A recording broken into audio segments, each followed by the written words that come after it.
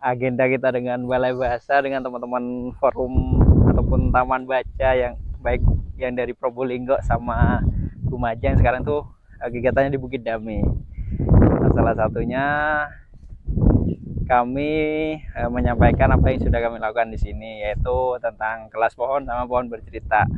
Nah, sekarang ini kami mau ke atas ke cerita rakyat kita yang ada di sekitaran sini Bukit Dami ini, yaitu Landaur.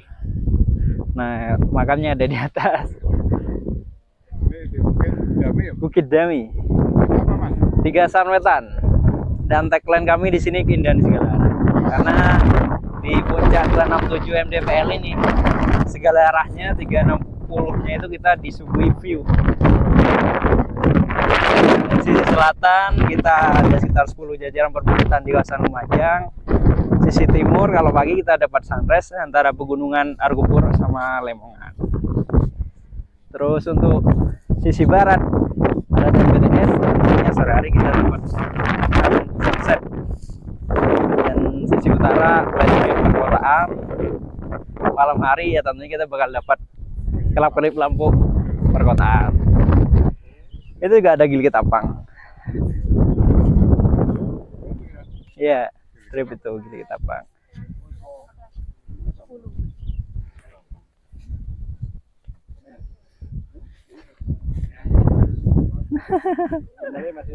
Wah.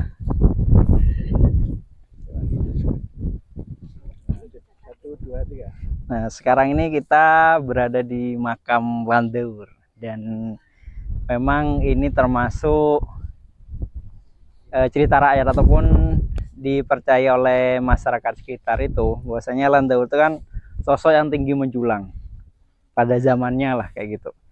Nah, dan setelah tubuhnya itu diurai ataupun dimakamkan di beberapa pegunungan ataupun bukit yang ada di sekitaran sini gitu. Salah satunya yang ada di Bukit Dami. Dan ini telapak kakinya aja. Ya bisa dibayangkan aja. Telapak kakinya kayak gini, tingginya Landaur tuh kayak apa kayak gitu. Dan memang beberapa kesempatan itu kadang menunjukkan dirinya, sosoknya itu. Tapi nggak pernah ganggu kok. Dan biasanya ketika kita bertemu sosok itu, semakin kita mendongak, Landaur itu bahkan semakin tinggi kayak gitu. Makanya terkadang ya teman-teman tuh ya nunduk gitu aja kayak gitu. Dan Landaur nih dapat kita ini dengarkan juga cerita yang sama tentang Landaur tuh ya di kawasan ya Probolinggo, Pulau Madura kayak gitu. Kita bakal nemuin cerita tentang Landaur itu sendiri. Dan kami juga masih dalam proses sih sebenarnya untuk pengkajian ataupun merunut narasi yang lengkap lah tentang Landaur itu sendiri. Itu sih untuk Landaur. Atau mungkin teman-teman punya pengalaman tersendiri, versi yang tersendiri terkait Landaur kayak gitu.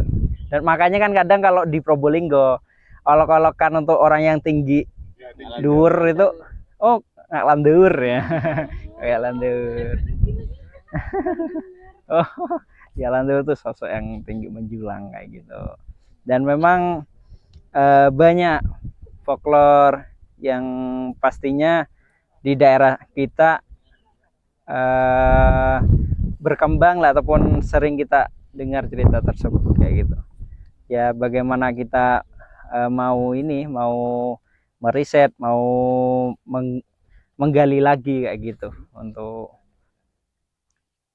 dibuatkan sebuah narasi ataupun bisa dalam bentuk cerita ataupun bisa dalam bentuk karya ataupun bisa dalam bentuk sebuah jurnal ilmiah kayak gitu. Dan ini kan bagian telapak kaki. Iya. Mungkin masnya tahu bentuk-bentuk tubuh yang lain. Nah, sebenarnya ada di bukit sebelah ini juga. Namanya Bukit apa? Gonggo itu. Gonggo itu masih desa kami. Gonggo, terus ada Penawungan. Nah, di Penawungan tuh sebenarnya selain ini ada 3 makam di petilasan ini sih. dipercaya masyarakat sana tuh seorang tokoh inilah, tokoh agama lah kayak gitu di sana tuh, sosok wali. Kan kita kalau ke Lumajang biasanya orang Probolinggo tuh istilahnya ongke kayak gitu, ongke ataupun naik kayak gitu, karena bisa kita lihat sendiri konturnya ke arah Lumajang tuh naik kan kayak gitu. Kalau orang Lumajang ke sini tuh biasanya toron. Karena nah di selatan nih ada sekitar 10 jajaran perbukitan, dan masyarakat sini juga mempercayai ada sebuah sumber angin di Gunung Mejo itu sebenarnya.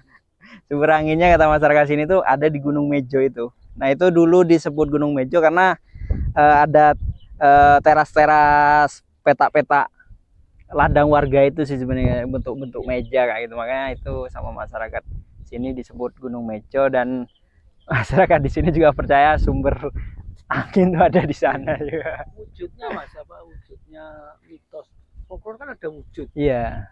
kan ada model lagu, model permainan anak-anak. Kalau sini apa Wujudnya sih lebih ke ini sih, cerita dan itu dia dari mulut ke mulut berkembangnya, dari mulai dari nenek kita, mbah kita kayak gitu. bahasa Madura. Bahasa Madura. Mungkin ada yang lain ditanyakan. Menarik loh mitos ini. menarik. Mas, untuk ceritanya ini dari desain atau sudah ada apa ya, pengarsipan tersendiri gitu? Sebenarnya kalau untuk ini kan memang berawalnya dari lisan ke lisan lah kayak gitu.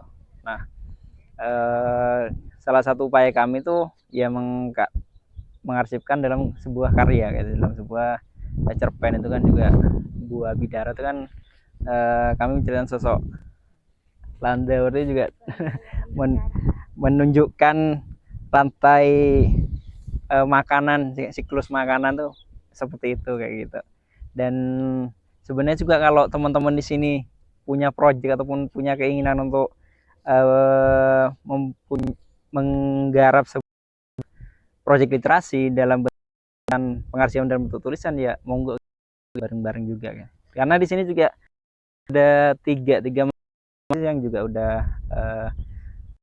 skripsinya ngangkat tentang baiknya di sini dan juga pengelolaan unit usahanya kayak gitu. Ya kita dengan kolektif lah, kita